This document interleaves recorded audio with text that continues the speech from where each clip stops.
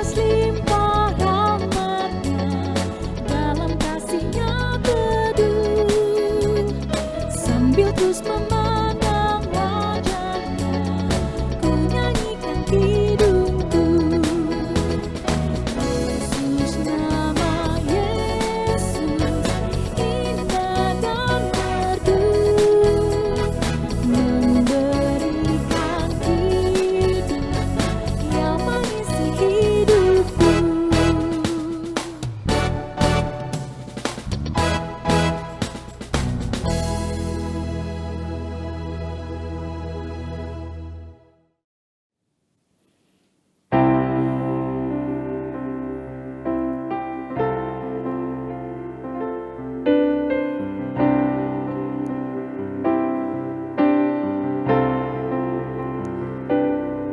Shalom Bapak Ibu Saudara sekalian, juga Oma, Opa, Kakak, dan adik-adik yang sedang bersama-sama mungkin saat ini.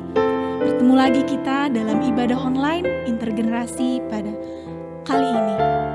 Senang sekali kita boleh bertemu kembali. Saya yakin kita ada kerinduan yang sama untuk datang, mau bersekutu, mau melayani Tuhan. Mari kita persiapkan hati dan pikiran kita. Kita mau mengawali ibadah kita dengan pengakuan demikian. Pertolongan kita adalah dalam nama Tuhan yang menjadikan langit dan bumi.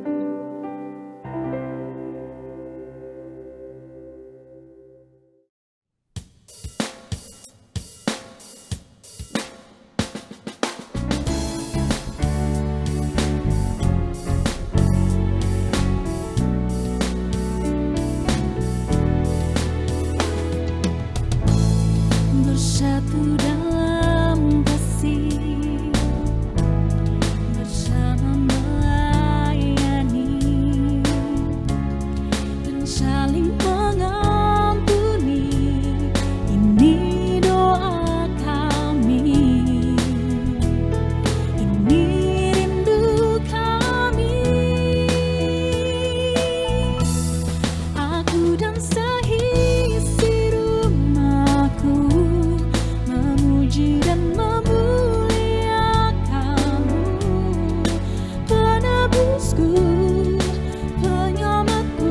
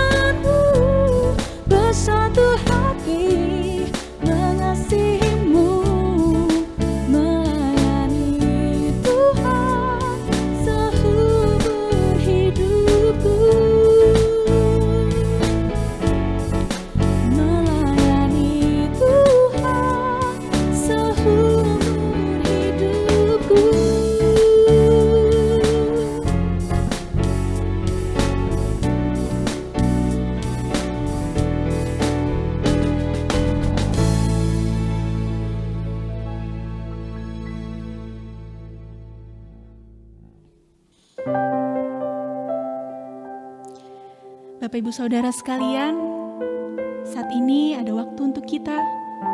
Saya ajak kita sekalian untuk bersama-sama mau merenungkan segala dosa, segala perbuatan kita yang mungkin dalam seminggu ini atau di masa-masa kita yang lalu telah kita lakukan, baik secara sadar maupun tidak sadar. Mari kita ambil waktu kita sejenak, kita mau berbicara dengan Tuhan. Kita mengaku segala dosa-dosa kita.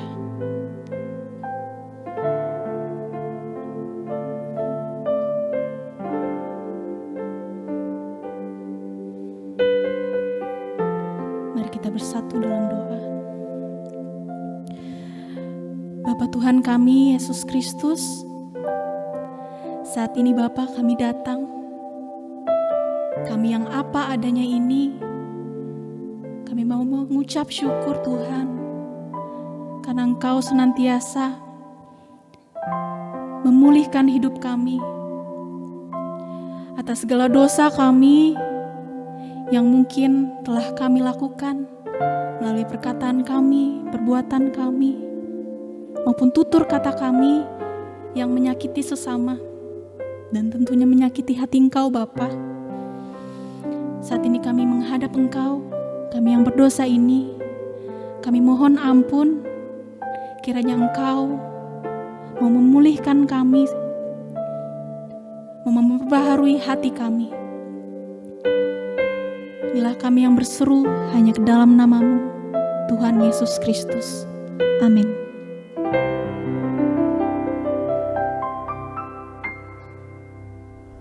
Jemaat yang terkasih, bagi setiap kita yang telah mengakui dosa di hadapan Tuhan, diberikan berita anugerah sebagaimana tertulis di dalam Mazmur 103 ayat 4 hingga ayatnya yang kelima.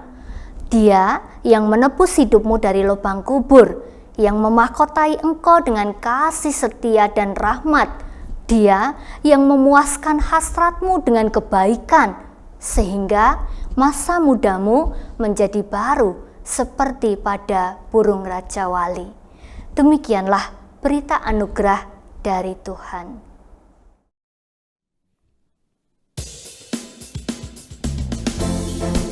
Saudaraku, sama-sama kita mau menyambut berita anugerah Tuhan. Kita mau menyatakan bahwa segala yang boleh kita terima, itu semua sebab Tuhan baik.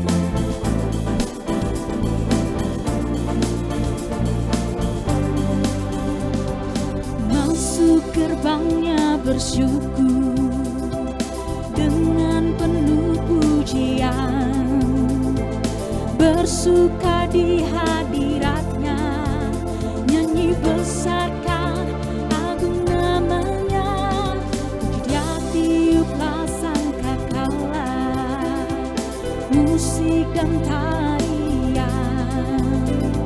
semua makhluk di bumi di surga dengan segenap hati angkat pujian, sebab Tuhan baik, sebab Tuhan baik, sebab Tuhan baik, anugerahnya kekal selamanya, sebab Tuhan baik, sebab Tuhan baik, sebab Tuhan baik, anugerahnya kekal selamanya.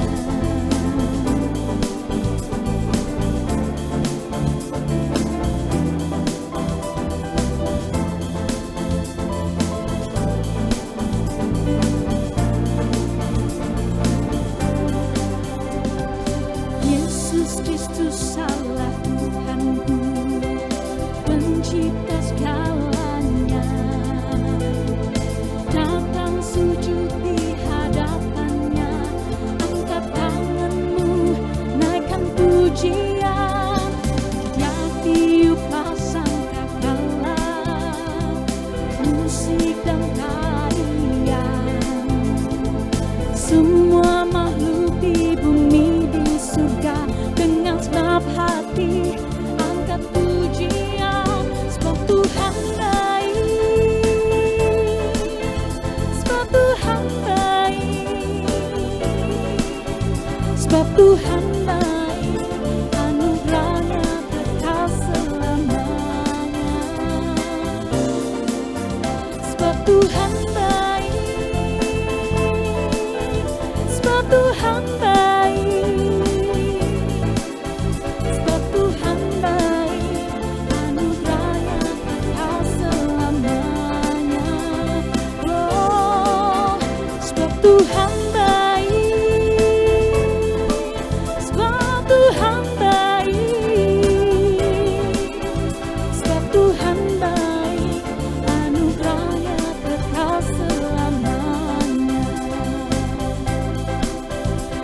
Tuhan baik, anugerahnya kekal selamanya.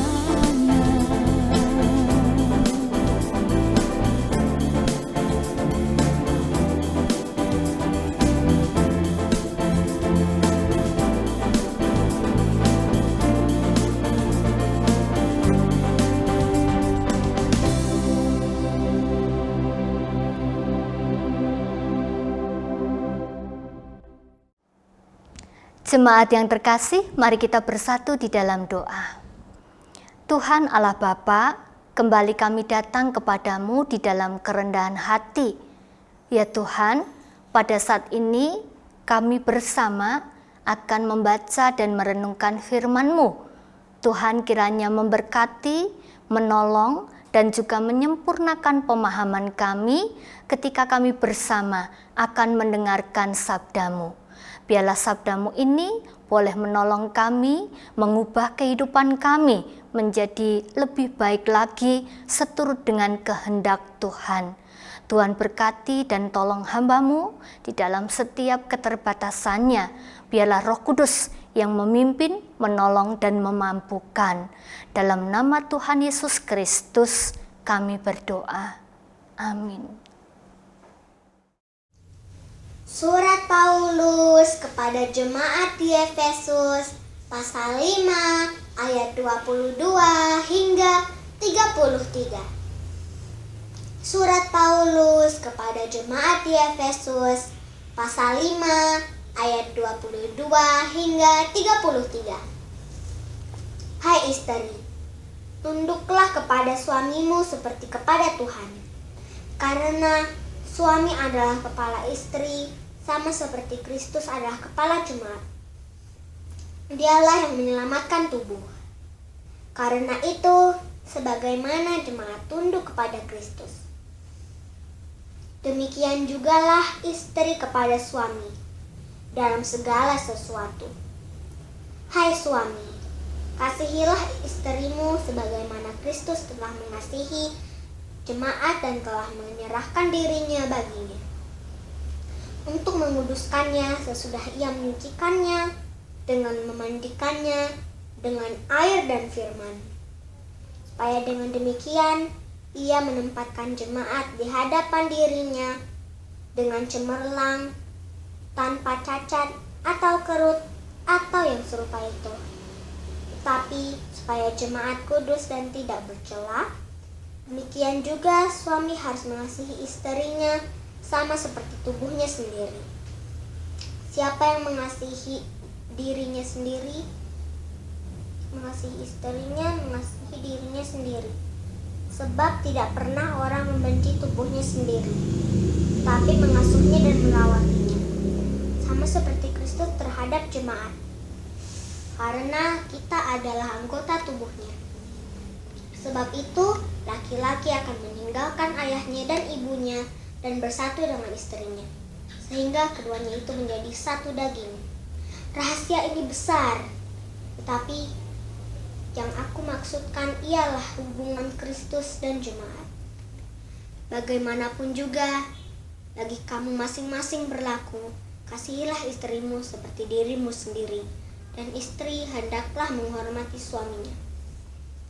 Demikianlah firman Tuhan.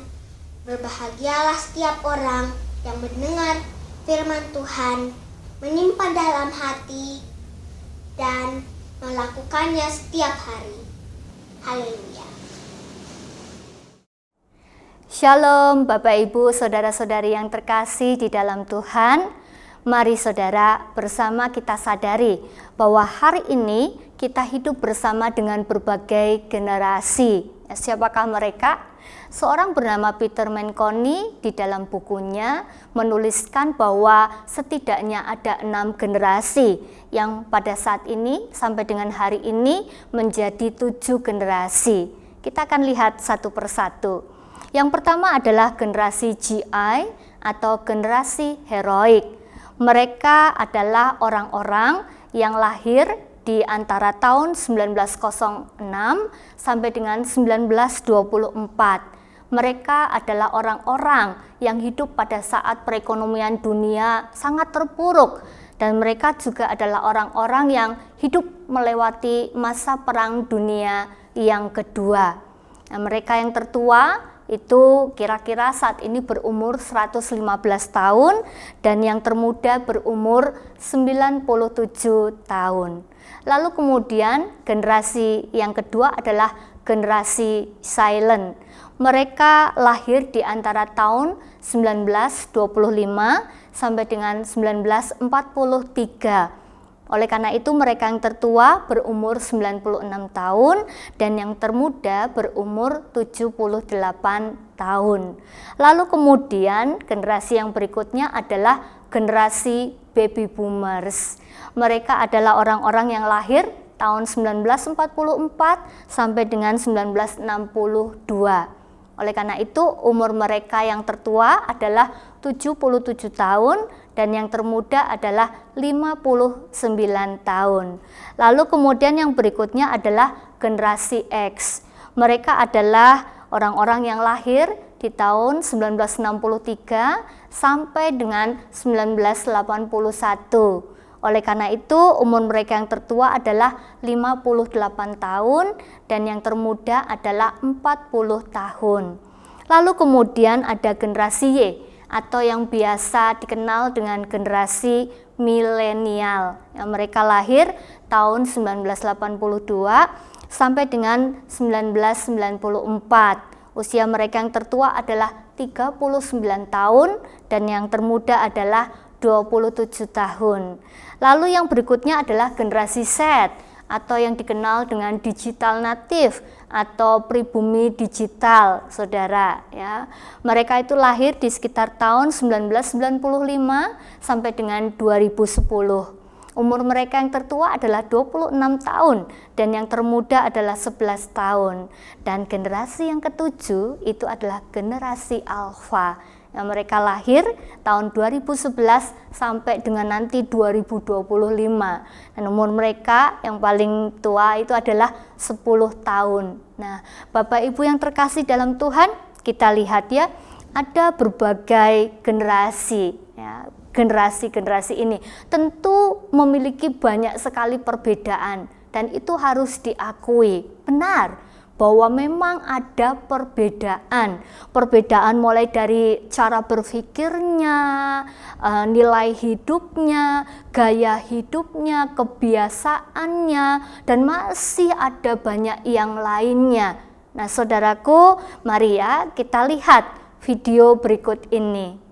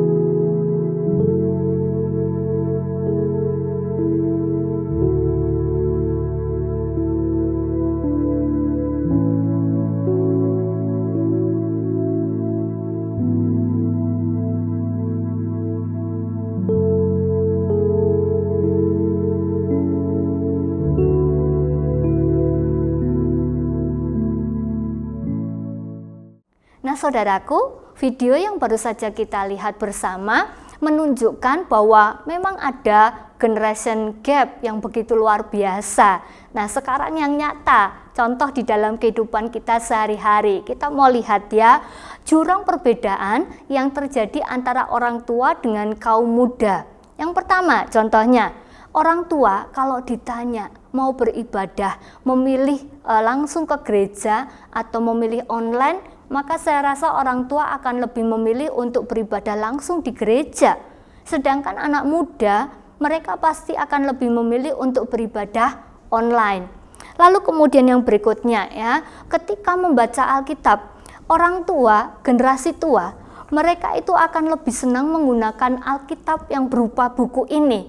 Kenapa? Karena mereka merasa lebih yakin, lebih mantap bahwa ini adalah firman Tuhan, saudara. Tetapi bagaimana dengan kaum muda?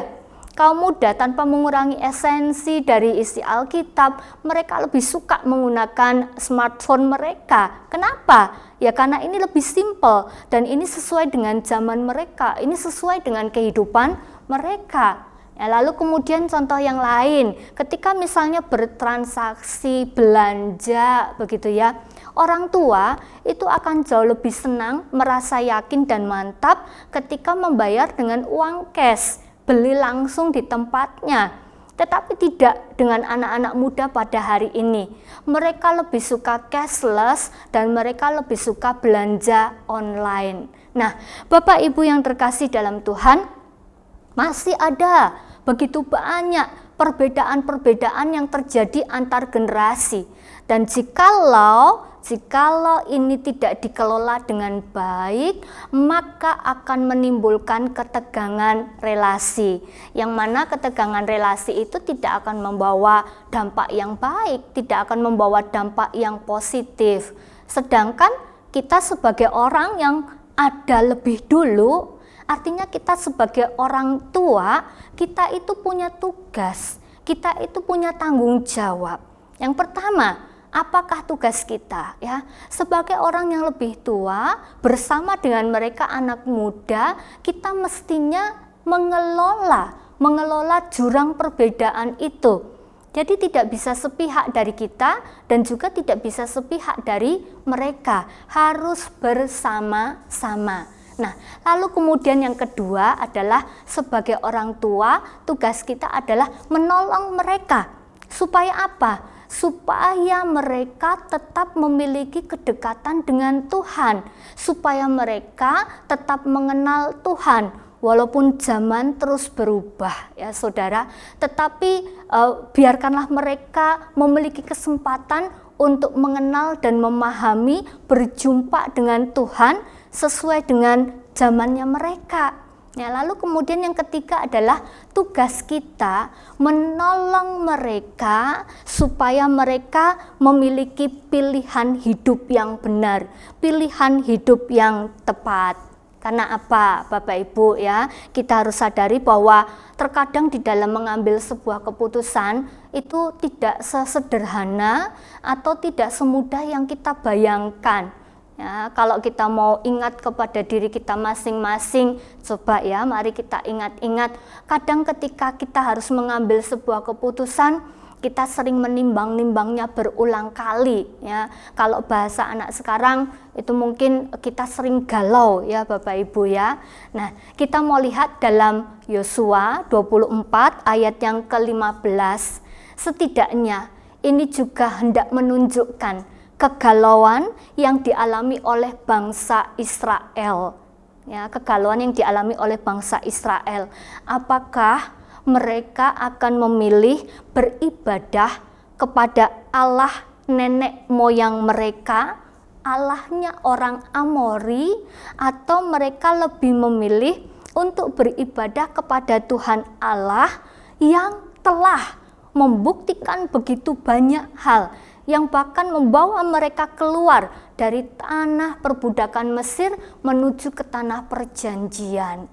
Nah, saudaraku yang dikasihi Tuhan, perkataan yang disampaikan oleh Yosua di hadapan umat Israel sebelum tugasnya sebagai seorang pemimpin bangsa Israel berakhir, ini luar biasa. Yosua dia memberikan nasihat. Bukan hanya itu, Yosua juga memberikan peringatan kepada bangsa Israel, orang-orang Israel. Apa itu, saudara? Ya, Yosua mengingatkan supaya mereka tetap setia kepada Tuhan, tidak berpaling kepada berhala atau kepada ilah-ilah yang lainnya.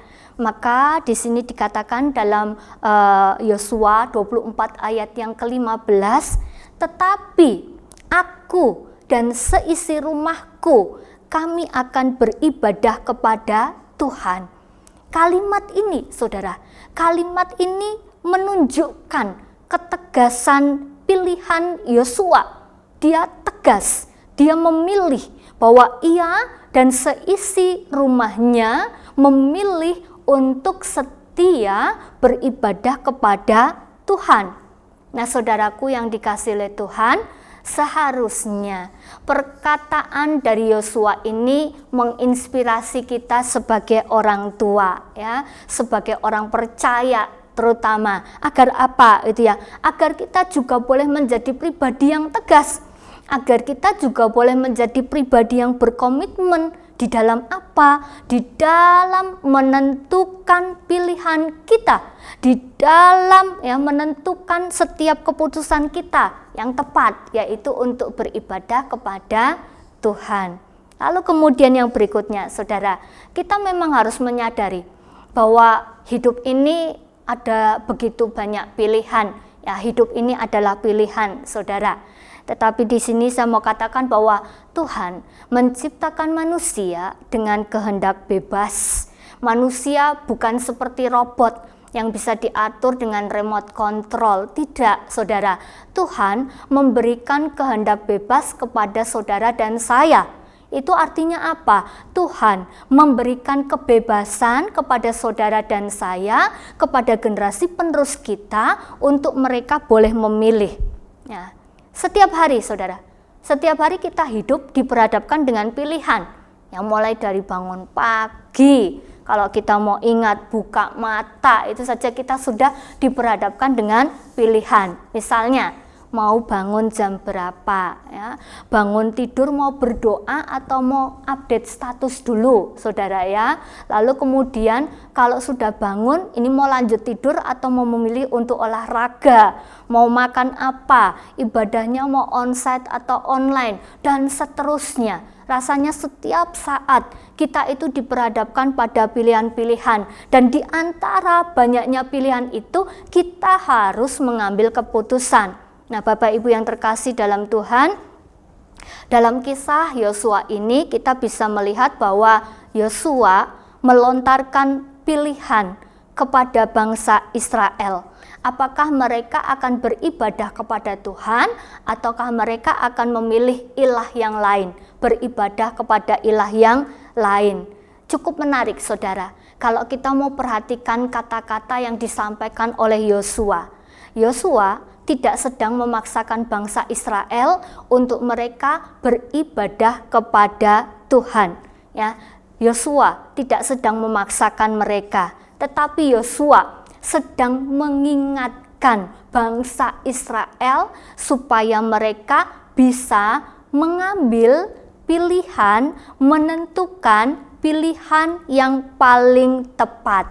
Dan pilihan yang paling tepat adalah seharusnya mereka memilih Tuhan yang telah menuntun mereka, yang telah menjaga, memelihara, mencukupkan setiap kebutuhan mereka dengan begitu luar biasa sampai mereka keluar dari tanah perbudakan Mesir dan mereka tiba di tanah Kanaan.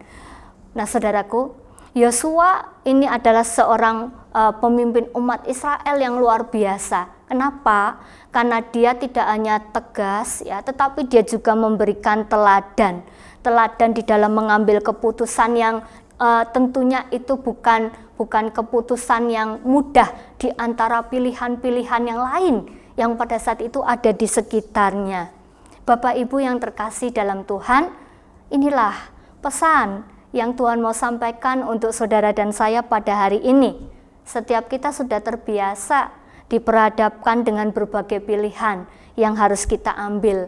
Tetapi hari ini, saudara dan saya kita diajak untuk mengevaluasi kembali. Apakah pilihan yang kita ambil? Apakah pilihan yang anak kita ambil? Apakah pilihan cucu cicit yang diambil itu adalah keputusan pilihan yang tepat, keputusan pilihan yang benar? Ingat saudara, dunia mengajar kita untuk kita juga memilih, tetapi dengan menggunakan logika, nalar pikiran kita.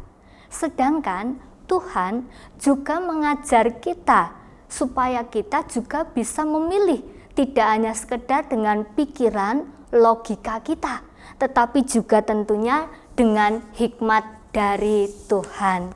Nah, kira-kira yang manakah saudara dan saya ya? Karena di antara keduanya tentunya berbeda saudara ya. Ketika kita hanya mengandalkan kemampuan kita, pikiran logika kita, dibandingkan dengan kita juga bersandar mengandalkan hikmat dari Tuhan, tentunya pilihan akan menjadi pilihan yang paling baik, paling tepat ketika kita melibatkan Tuhan di dalam setiap pengambilan keputusan kita.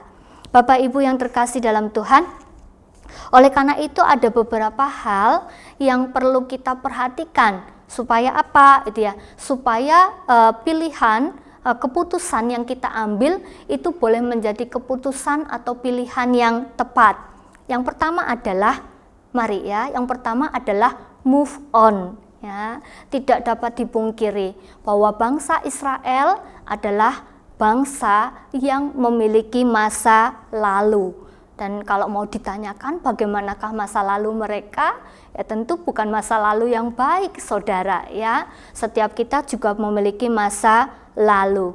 Kenapa ya? Kalau dari bangsa Israel kita tahu bahwa dari generasi ke generasi bangsa Israel selalu tergiur dengan tawaran dunia, dan akhirnya mereka juga jatuh pada pilihan-pilihan dan juga keputusan-keputusan yang salah. Nah, oleh karena itu supaya pilihan, keputusan yang diambil adalah keputusan pilihan yang benar, maka syaratnya adalah harus move on. Ya, move on.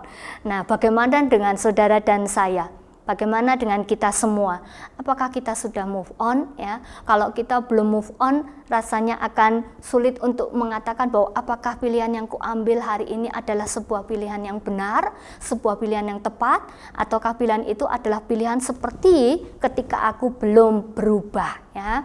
Lalu kemudian yang berikutnya, yang kedua adalah dengan mengutamakan relasi. Mengutamakan relasi, menjadikan dia sebagai satu-satunya Tuhan yang kita sembah ya, menjadi satu-satunya Tuhan tempat di mana kita beribadah. Di dalam Yosua 24 ayat 15a. Tetapi jika kamu anggap tidak baik untuk beribadah kepada Tuhan, pilihlah pada hari ini kepada siapa kamu akan beribadah. Allah yang kepadanya nenek moyangmu beribadah di seberang sungai Efrat, atau Allah orang Amori yang negerinya kamu diami ini. Ya Bapak Ibu yang terkasih, Yosua tidak sedang menyuruh bangsa Israel supaya mereka itu tekun beribadah. Dia juga tidak sedang menyuruh bangsa Israel membawa sesuatu yang baik, misalnya seperti persembahan yang terbaik kepada Allahnya.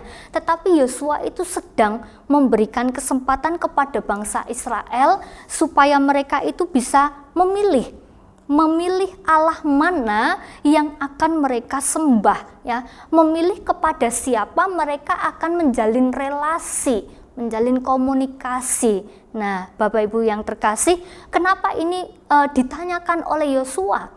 Karena Yosua melihat adanya kekhawatiran dari pengalaman-pengalaman yang sebelumnya, dari kehidupan masa lalu mereka.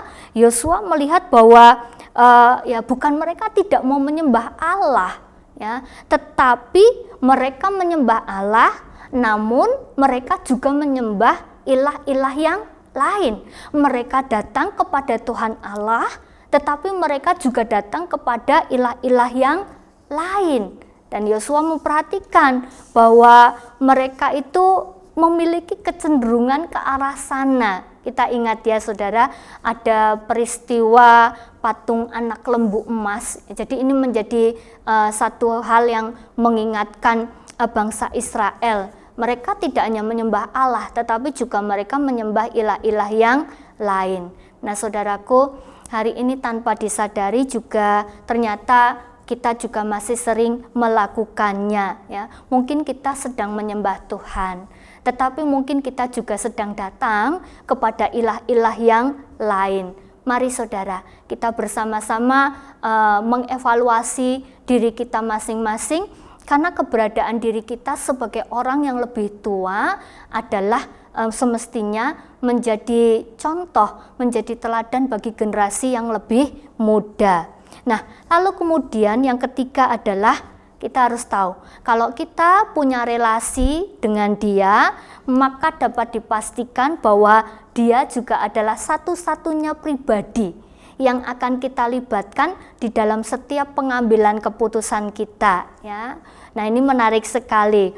Yosua, dia bisa mengambil pilihan itu. Saya yakin dan percaya bahwa Yosua punya relasi yang baik dengan Tuhan, sehingga di dalam pengambilan keputusan itu tentunya bukan sembarang keputusan ya, bukan sembarang suara yang keluar dari mulut Yosua, tetapi itu adalah hasil dialognya dengan Tuhan. Nah, Bapak Ibu yang terkasih di dalam Tuhan, kita lihat ya hari ini banyak pilihan di sekitar kita. Untuk anak-anak muda, untuk generasi penerus kita, banyak sekali pilihan. Tetapi persoalannya terletak di sini ya. Apakah kita melibatkan dia? Apakah kita mengajarkan anak cucu kita supaya mereka juga melibatkan Tuhan di dalam setiap pengambilan keputusan, di dalam setiap pengambilan pilihan itu ya. Kuncinya adalah pada relasi dengan Tuhan. Lalu kemudian yang keempat adalah menjadikan keluarga sebagai sebuah kesatuan untuk bersama-sama menyembah Tuhan. Jadi tidak sendirian saudara ya, tidak sendirian, tetapi bersama dengan keluarga. Tetapi aku dan seisi rumahku, kami akan beribadah kepada Tuhan. Bapak Ibu yang terkasih, mari ya perhatikan ketegasan Yosua di dalam teks yang kita baca hari ini. Yosua dan bersama dengan keluarganya memilih untuk setia beribadah kepada Tuhan. Dan itu diucapkan di hadapan begitu banyak orang-orang Israel. Nah, ini menjadi satu hal yang luar biasa, karena ini menunjukkan adanya tekad, menunjukkan adanya kemantapan iman yang dimiliki oleh Yosua yang sudah tidak bisa dinego, sudah tidak bisa ditawar ya. Yosua mengetahui dengan jelas apa yang menjadi tugasnya, apa yang menjadi tanggung jawabnya, yaitu membawa seisi rumahnya datang beribadah kepada Tuhan. Nah, saudaraku, ketegasan, komitmen, dan juga keteladanan Yosua seharusnya ini juga menjadi pengingat bagi kita sebagai orang tua ya, untuk kita boleh memimpin seluruh anggota keluarga kita, bukan sekedar membawa mereka kepada tempat ibadah, bukan sekedar mengajak mereka beribadah online, bukan sekedar itu Bapak Ibu ya, tetapi mendidik mereka, mendampingi mereka supaya mereka boleh memiliki relasi dengan Tuhan. Dan ini sangat menarik sekali Bapak Ibu ya, menuntun mereka, menolong mereka untuk mereka boleh berjumpa dengan Tuhan. Nah, hari ini anak-anak jauh lebih banyak bersama dengan keluarganya, lebih banyak bersama dengan orang tuanya. Maka kita disadarkan bahwa ada tanggung jawab yang begitu luar biasa untuk kita membawa mereka beribadah kepada Tuhan. Ini tantangannya, saudara. Di sini ada tantangan yang luar biasa besar ya. Ingat baik-baik, anak kita bukan kita ya. Zaman kita itu bukan zaman mereka. Maka kita tidak bisa memaksakan mereka untuk mereka memiliki model spiritualitas seperti yang kita miliki. Kita tidak bisa memaksakan mereka untuk mereka memiliki pola ibadah yang sama dengan pola kita, karena zaman mereka sudah berubah. Nah, maka kita tahu bahwa hari ini gereja mulai mengubah pola dan seterusnya. Nah, oleh karena itu sebagai keluarga pun kita juga harus belajar untuk mencerna, ya, membuat pola yang terbaik supaya anak-anak generasi muda ini tidak terhilang, tetapi mereka tetap mengambil pilihan yang benar, yaitu beribadah kepada Tuhan. Hadirkan Tuhan sesuai dengan zaman mereka, ya. Bagaimana caranya? Caranya yang paling ampuh adalah dengan memberikan keteladanan, saudara. Keteladanan itu lebih berbicara daripada 1000 kata yang kita ucapkan kepada mereka. Dengan mereka melihat kehidupan kita, kedekatan kita, relasi kita dengan Tuhan, maka otomatis mereka juga akan memilih hal yang serupa. Bapak Ibu yang terkasih, mengambil keputusan, mengambil pilihan, itu memang bukan hal yang mudah. Karena setiap pilihan keputusan itu selalu beriringan dengan konsekuensi atau risiko. Kalau pilihan kita benar, happy ending, saudara. Tetapi kalau pilihan kita salah, tidak tepat, akibatnya adalah fatal. Maka harus disadari bahwa pilihan, ya, tentunya harus menjadi pilihan yang tepat, yang harus dipergumulkan bersama dengan Tuhan, ya. Lalu kemudian setiap pilihan yang kita ambil, ya, konsekuensinya adalah harus dilakukan. Kalau kita memilih ikut Tuhan Yesus, maka ada satu konsekuensi di sana. Kita, ya, beribadah kepada Dia. Mungkin itu bukan hal yang sederhana bagi kita, saudara, ya, tetapi kita pasti akan dimampukannya. Nah, ketika dunia hari ini tidak pernah berhenti menawarkan banyak pilihan. Pilihan dunia itu lebih menggiurkan, saudara, ya. Banyak sekali yang menggiurkan. Boleh dikatakan, banyak sekali, ya, ilah-ilah lain di sekitar kita. Tetapi ingatlah kembali, ketika hal yang menggiurkan itu ada di hadapan kita, ingat, aku sudah move on, ya. Aku sudah berubah. Aku memilih untuk beribadah kepada Tuhan. Jangan lupakan kebaikan-kebaikan Tuhan. Kalau dalam Yosua, kita bisa temukan dalam Yosua 24 ayat 1 sampai dengan 13. Saudara bisa baca banyaknya kebaikan Tuhan yang sudah Tuhan kerjakan bagi bangsa Israel. Ingat terus kebaikannya. Dengan kita mengingat kebaikannya, maka kita akan terus bersyukur. Dengan kita terus bersyukur, maka kita akan didorong menjadi pribadi yang setia untuk beribadah kepada Dia. Mari, saudaraku, kita punya tugas masing-masing untuk membawa generasi-generasi penerus kita supaya mereka memiliki pilihan yang benar dalam kehidupan mereka. Amin. Bapak Ibu yang terkasih, mari kita bersatu di dalam saat teduh. Bapa di dalam sorga, sungguh kami mengucap syukur kepadamu ketika hari ini kami ditolong untuk kami boleh belajar bersama dari seorang Yosua. Terima kasih ya Tuhan, kami boleh melihat ketegasannya, kami boleh melihat komitmennya, dan kami boleh melihat keteladanannya. Biarlah semuanya itu boleh menolong setiap kami untuk kami juga menjadi pribadi yang boleh menjadi teladan bagi generasi penerus kami. Berkatilah ya Tuhan, karena kami sadar hari ini hidup kami dikelilingi oleh begitu banyak pilihan-pilihan yang lebih menyenangkan, pilihan-pilihan yang lebih menggiurkan. Namun biarlah hati kami tetap setia kepada Tuhan. Ya Bapa di dalam sorga, pada saat ini kami juga mau berdoa untuk setiap pergumulan yang terjadi di sekitar kami pada saat ini. Tuhan Yesus, kami mau berdoa untuk kehidupan bangsa dan negara kami.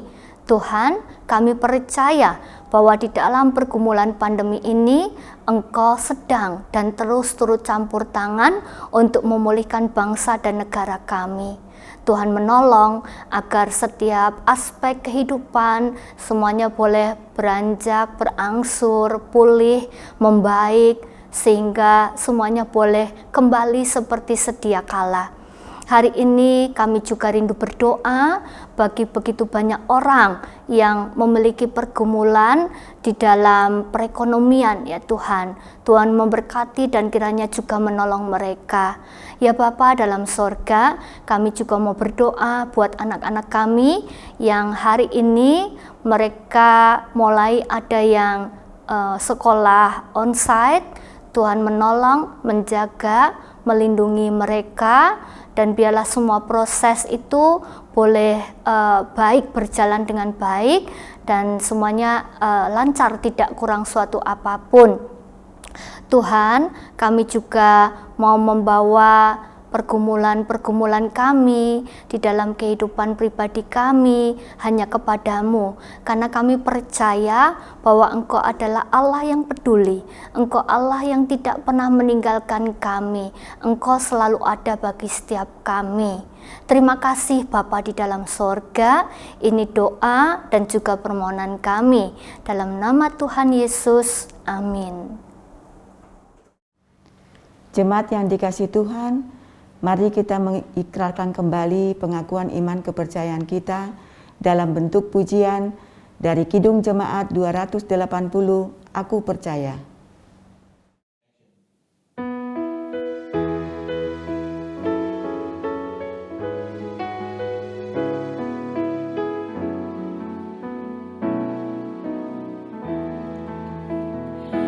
Aku percaya Allah yang kekal, yang oleh sabda kita kenal, Bapa pencipta alam semesta, yang mengasihi manusia. Aku percaya Putra Tunggalnya yang disalibkan di Golgota, yang dari kubur bangkit dan menang, naik ke surga dalam terang. Aku percaya pada Roh Kudus yang mendiami kita terus. Aku percaya gereja yang esa, ku jadi suci di dalamnya.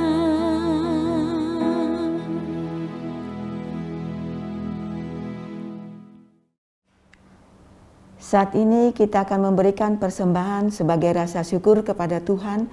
Adapun nats persembahan kita pada hari ini terambil dari 2 Korintus 8 ayat 12. Sebab jika kamu rela untuk memberi, maka pemberianmu akan diterima. Kalau pemberianmu itu berdasarkan apa yang ada padamu, bukan berdasarkan apa yang tidak ada padamu. Mari jemaat yang dikasihi Tuhan, kita berikan yang terbaik untuk kemuliaan nama Tuhan. Tuhan Yesus memberkati.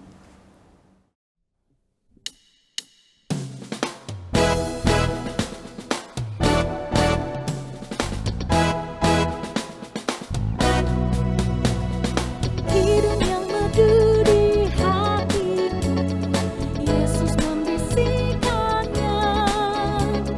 Jangan takut, ku bersamamu dalam kancah dunia.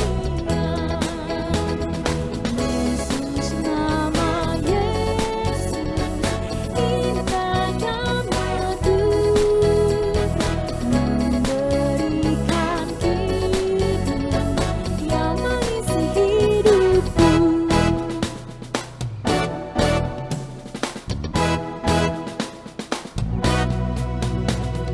Dia atas limpah rahmatnya, dalam kasihnya teduh, sambil terus memandang wajahnya, ku nyanyikan hidup.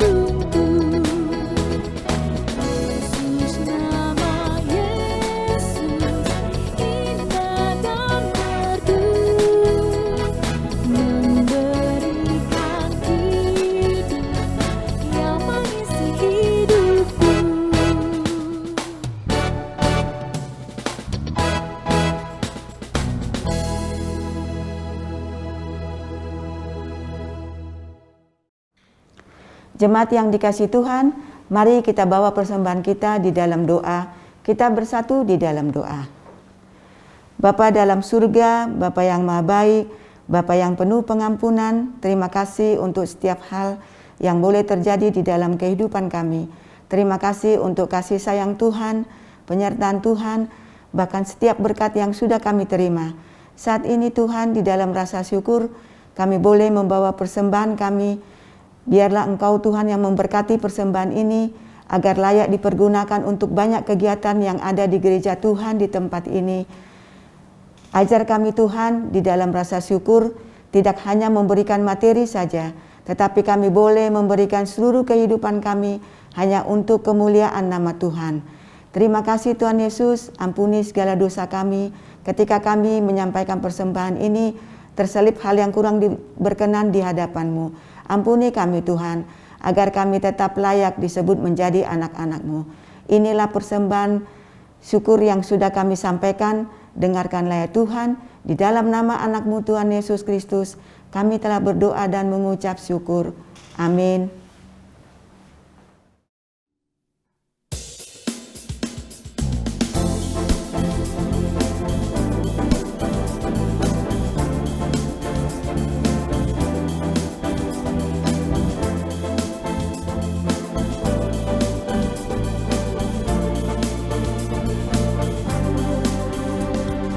Masuk gerbangnya bersyukur dengan penuh pujian, bersuka di hadiratnya, nyanyi besarkan agung namanya, jadi tak sangka kalah kasih dan tarian. Semua makhluk di bumi di surga dengan segenap hati angkat pujian, sebab Tuhan baik, sebab Tuhan baik, sebab Tuhan baik, anugerahnya kekal selamanya. Sebab Tuhan baik, sebab Tuhan baik, sebab Tuhan baik, anugerahnya kekal selamanya.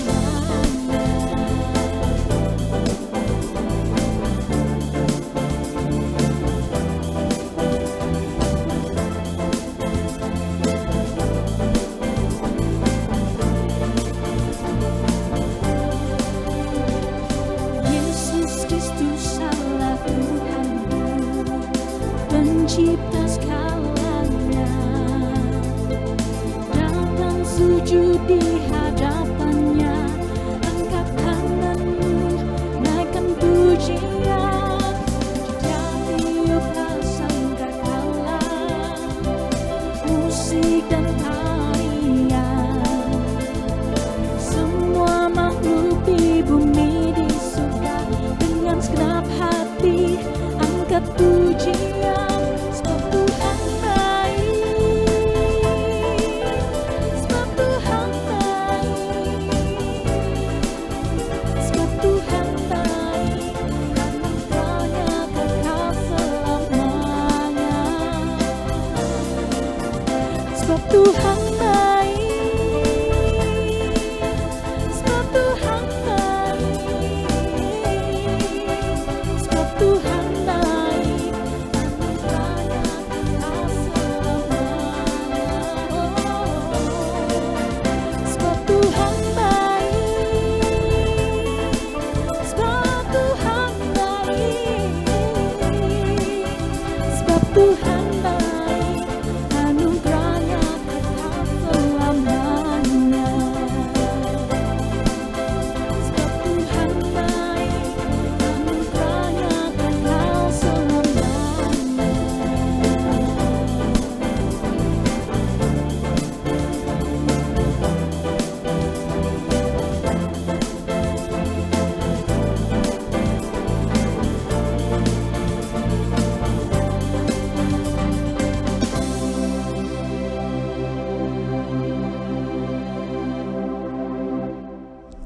Jemaat yang terkasih, pulanglah dalam damai sejahtera. Jadilah berkat dengan melaksanakan firman Tuhan yang telah kita terima di dalam kehidupan kita melalui tutur kata dan juga perbuatan kita. Terimalah berkat dari Tuhan. Allah yang maha murah memenuhi saudara dengan anugerah-Nya dan memberkati keluarga saudara dengan damai sejahtera, sukacita, dan segala yang baik dari hari ini sampai selama-lamanya. Amin.